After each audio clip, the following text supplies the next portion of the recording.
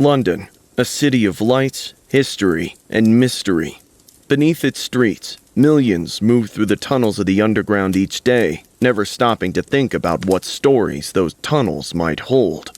Some stories are forgotten, some buried deep, and some are so disturbing that when they come to light, we almost wish they had remained in the dark. Kieren Patrick Kelly was born in Ireland in 1930. His childhood was far from stable. He grew up in poverty, surrounded by hardship, with whispers of neglect and abuse in the background.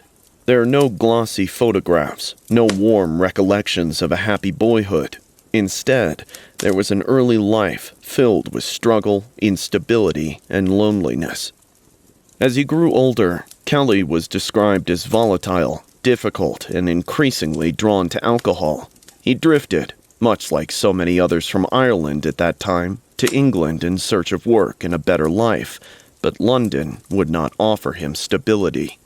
Instead, Kelly lived on the fringes, sleeping in hostels, doss houses, sometimes on the very streets themselves. He picked up casual labor here and there, but it never lasted.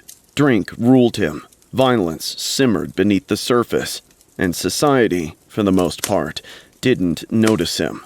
To most, he was just another drifter, just another drunk. In 1953, when Kelly was only 23 years old, his violent impulses erupted. His victim was Edward Teddy Doone, a drinking companion. The two men argued, alcohol flowing, tempers rising.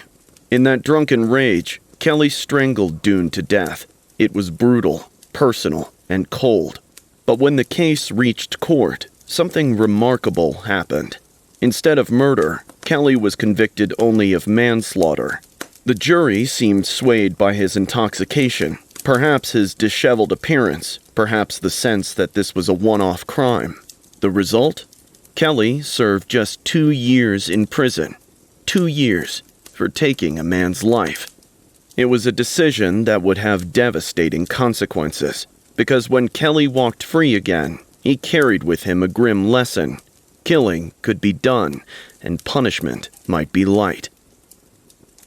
Over the next 3 decades, Kelly drifted deeper into alcoholism, crime, and violence.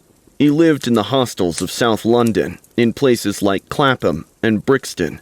His companions were often other homeless men like himself, forgotten by the city. But these companions were also his prey.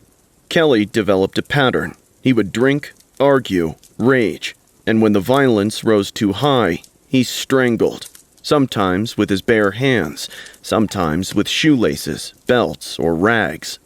Unlike many other killers, Kelly didn't stalk or plan in elaborate detail. His murders were often spontaneous, sudden outbursts of lethal violence. That impulsiveness made him difficult to trace. A man found dead in a hostel bed might be dismissed as drunk, choked on his vomit, or suffered a seizure. A body in the shadows of the underground? Suicide, accident, misfortune.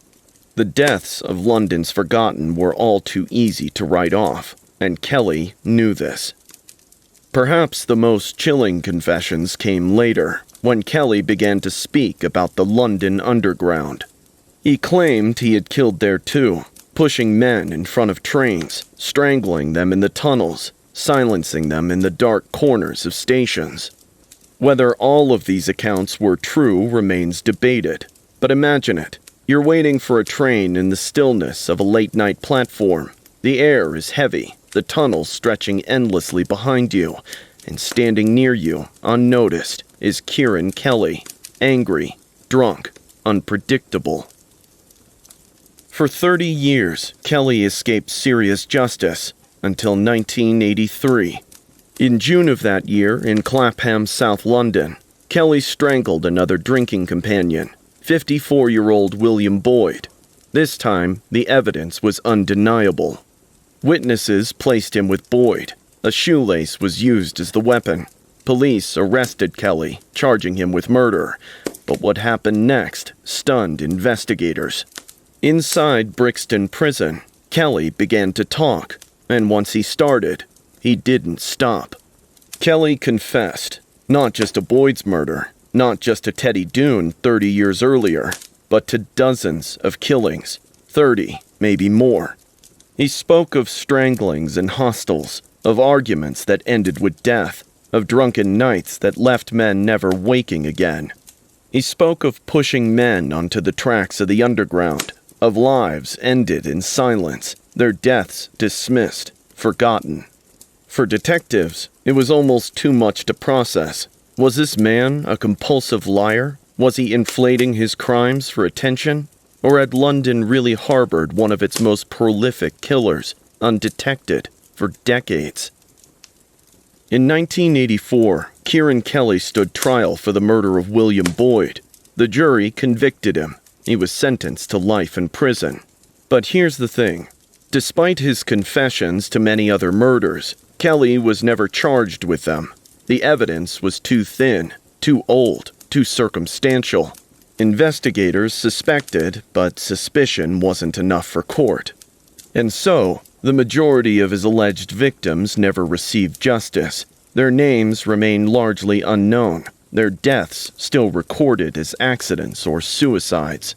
Unlike Nielsen, Sutcliffe, or Shipman, Kieren Kelly never became a household name.